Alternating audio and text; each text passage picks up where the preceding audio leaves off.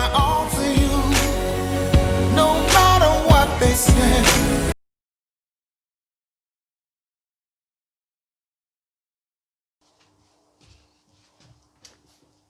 What's up, guys? Welcome back to my channel. Thanks for tuning in and coming into my channel today. If you're new to my channel, welcome. This is Stephanie, and please click on the subscribe button to subscribe to my channel. If you're returning to my channel, guys, welcome back and thank you for returning. Please click on the bell notification. Give this video a thumbs up if you like this video, and comment down below what you think about this video. Thank you, guys. So today I will actually be talking to you all beautiful people about being an international student from Nigeria to the UK, the transition method and life in the UK, guys. So without further ado, I'm going to dive into this video.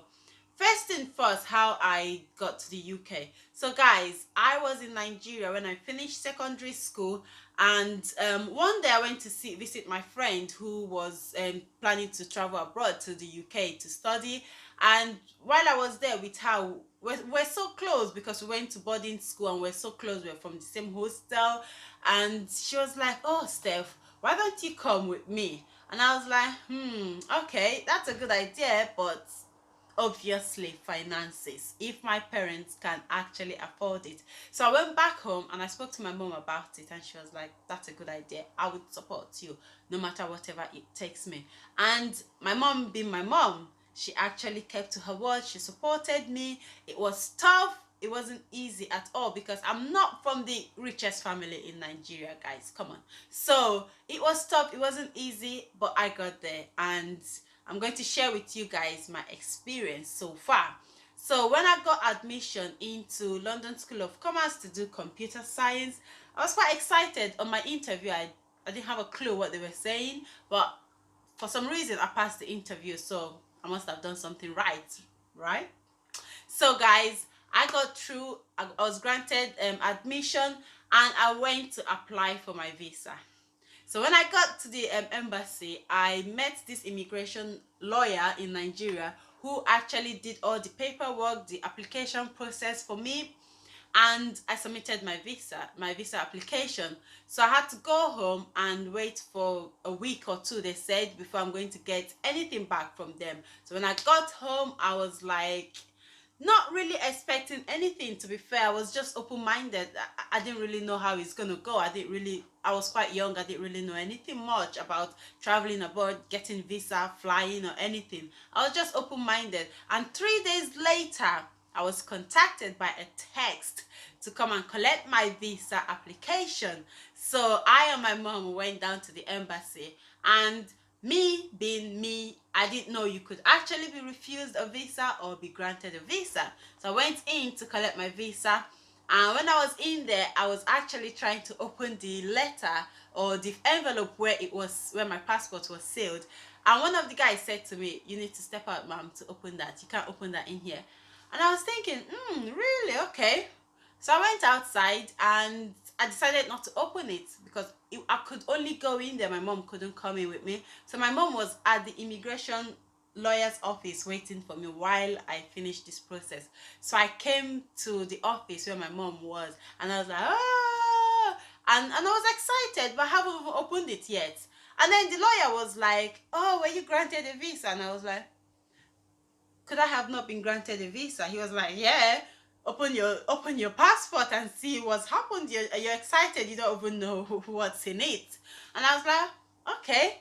So I opened my passport, and hold and behold, guys, I was actually granted a visa to come to the UK to study.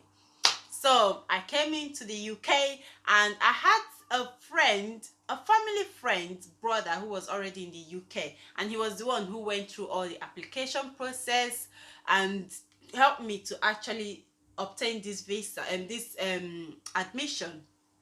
So when I got to the UK, he was the one who was picking me up from the airport.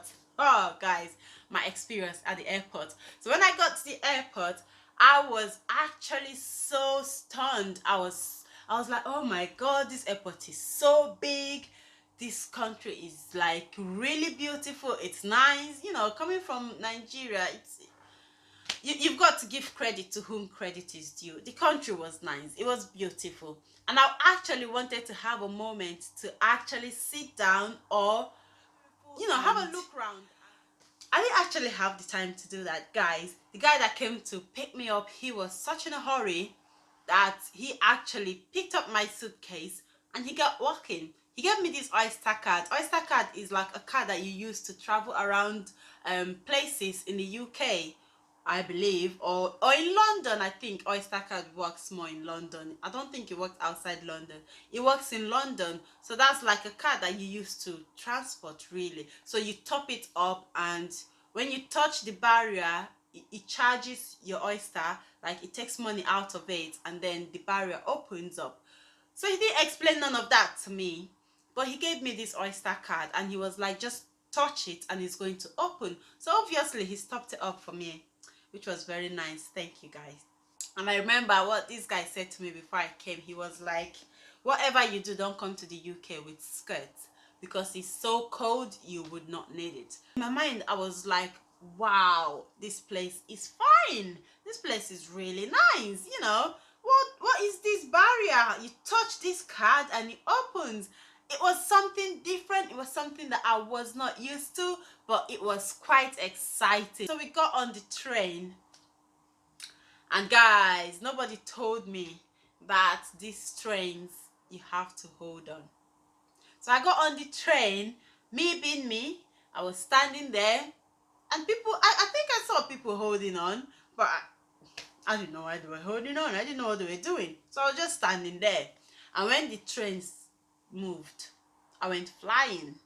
So, oh my goodness, I went flying. It was so embarrassing. I was on top of people, and it was time to learn quickly. I kind of knew that, okay, you're in the UK now, you've got to start learning things quickly. There is no time now anymore, girl, to sit down there and be looking. You've got to be learning fast. Of the train station, and the one that got me bad was when we got on the double-decker buses. Oh, them buses were so nice. They were beautiful. I was thinking, how do people get up there? How is this bus a double-decker bus? It was nice to see. I got in the bus and the bus was speaking. The bus will actually tell you where you are going, what stop you're stopping, what's going on. I was like, wow, this is quite good. And I was saying to myself, if I get a job, I want to get a job working in this bus and saying what this bus is saying. Sis, you've got to put your seatbelt on and your crash helmet right now, because them buses are actually installed by some software that does that talking. They do not employ people to do that talking. Welcome to England, honey. In my first week in school, I actually had to get my ID card sorted out, and I also had to get my all my documents sorted out and ready. So nobody actually told me that I would be getting my ID that day. So what I did, me being me, I actually wore my jacket inside out. So if you look at my student ID, my jacket, I wore my jacket inside out on the ID, which was quite embarrassing, So I wore that jacket inside out, and I actually had that ID throughout my time in uni with my jacket inside out, which I used to use to go get a free cheeseburger from McDonald's. That was nice. Things like this happen to the best people, doesn't it? Yeah, it does. So anyways, so when I got all that sorted out, getting to school, so guys, it was very cold when I came to this country. About April, it was so cold, and I found it quite strange the way British people walk so fast. It was such a difference for me, because coming from where I was coming from, girl, we like to chill out. We walk slow. Like, thinking about it now, we Nigerians, I would say, or I'll say Nigerians for now. I don't know about other African countries, but we are in no rush to nowhere. Trust me, we walk slow. And I noticed that when I came here, they walk so fast. I was like, I couldn't keep up with anybody here. I was always running after people and trying to catch up with people because I could not walk so fast. I had to learn that so quickly. And with the code as well, girl, there's no time sitting on the code. You've got to work fast to get out of it. Yeah, you definitely do, girl. So anyways, and one thing that I find quite strange is the smoking.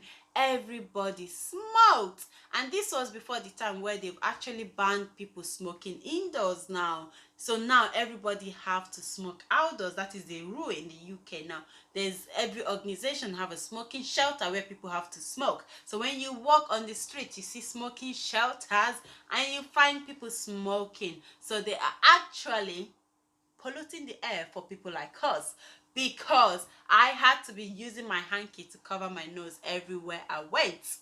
But I had to learn so quick that I could not do that for too long, because I could not be walking around with my hanky. Sometimes I drop the hanky, sometimes I leave it on the bus, sometimes I leave it in class. So I had to learn quick how to actually get another way out of this. So what I did was, when I walk past where people are smoking, I hold my breath. Do I really do that? Yes, I do, people. I hold my breath and I make sure I get out of there as soon as I can. Because for how long will I be holding my breath for? But that is what I've done ever since then, and I still do it till now. I still don't like the smell of smoke, and I still hold my breath because I cannot be walking around with my hanky on. Surviving here, guys, as a student, it's quite difficult. It is, I would say, because I had to do some crazy things, not so nice things, to survive. And those crazy things, one of those crazy things was getting on the trains without paying for your train pass. Did I really do that? Yes, I did. The good thing was, where I lived, the train station had no barrier, and where I was going to, the station next to my school had no barrier either. So when I jump on the train from my house, I sit in the toilet so I don't get caught. What we have to do to survive, guys. I sit in the toilet, and I know it was 5 stops from my house to my school was 5 stops, and every time the train stopped, I know stop 1, stop 2, stop 3, 5th stop, I come out of the toilet and I jump out. The next thing I had to get used to very quickly, guys, was the situation of actually working and studying. That was another situation that I was not so used to, and I had to get used to that very, very quickly. I had to get working while I was studying because I couldn't rely on my parents to actually do everything for me. So I had to get a job.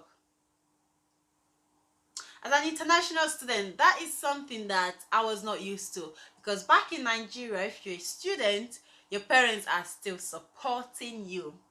But while I was here, I felt like it was a bit extreme for me to expect my parents to also support me financially, pay for my fees, and for me to just be doing nothing. So I had to get a job. And sometimes it was a hard situation, guys. I have to work weekends because, one thing, weekend pays more, and the other thing is that is the time that I actually have to work, because weekdays I go to school 3 times a week. So the other 2 days, I would actually like to use those days to catch up with schoolwork and all that. So my weekends were gone in this case because I had to work weekends. So while I was a student, I'm not a student anymore, guys, but while I was a student, I had to give up my weekends to actually work, to sustain myself. I had to pay for my bills, I had to pay for my rent, I had to survive, so I had to work weekends, which didn't give me, it wasn't the best situation, really. If your parents are rich and they can afford to look after you while you're studying, why not? But if they are not, guys, I would advise you to actually support your parents. Look for something to do, because sending money all the way from Nigeria, By the time it comes here to the UK, it's barely anything, and they are thinking they've sent you so much money, but it comes here and it's barely anything. So it's quite good if you can actually chip in and sustain yourself, girls.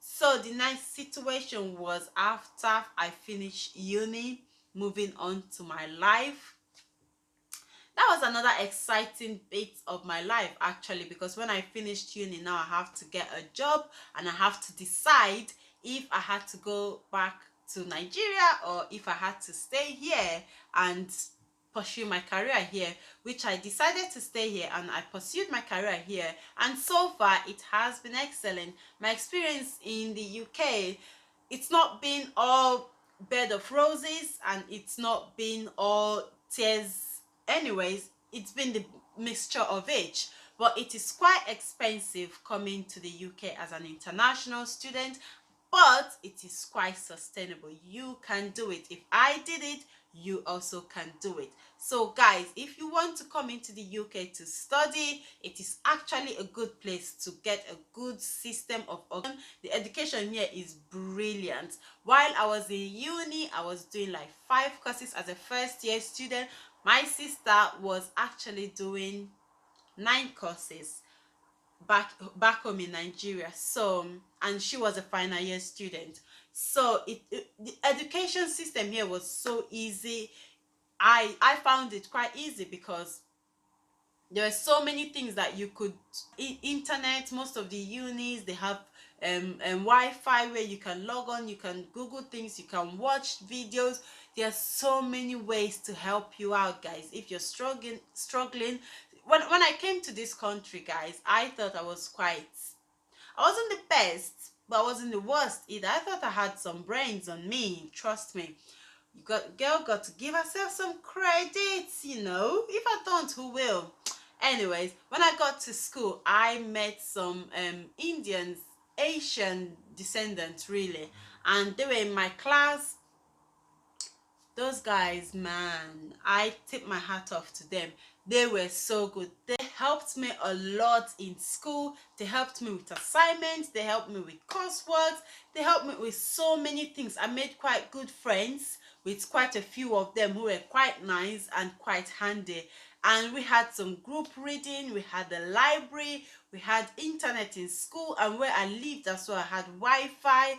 It was really brilliant. There's no excuses for failure, guys, these days. Like, there's so much resources, there's so much things to actually help you to get to your goal. I hope this video actually has inspired someone today, and if this video has inspired you, or if you have something to add on to this video, if you share this experience with me, if you've gone through the same thing, or if you're willing to go through the same thing, comment down below and let me know. That would be great. Let's build up a nice community where we could chat, we could talk, and if you want me to go in depth on this video, I could do a part 2 to tell you guys, or to go more in depth to tell you guys more things about this. But I don't want this video to be too long, so I'm gonna end it here, guys. Thank you for watching, thank you for subscribing, thank you for commenting, and also thank you for giving this video a thumbs up if you have enjoyed this video, and let me know anything down below. Like my sunshine, the forest stormy day.